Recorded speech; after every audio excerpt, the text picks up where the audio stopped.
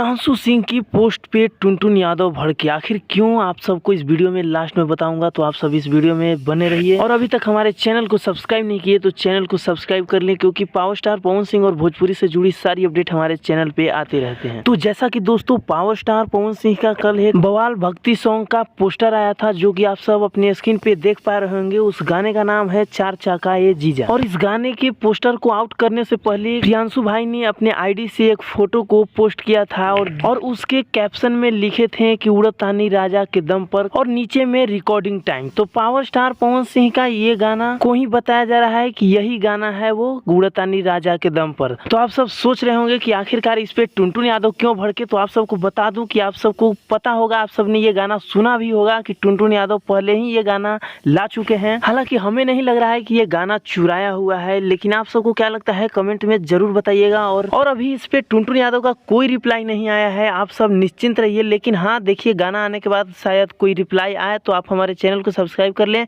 मैं जरूर उस वीडियो को आप सबके लिए डालूंगा चैनल पे। तो दोस्तों, अगर वीडियो अच्छा लगा हो तो वीडियो को लाइक करके शेयर करना ना भूले। धन्यवाद दोस्तों, मिलते हैं नेक्स्ट अपडेट के साथ और काफी बवाल अपडेट के साथ।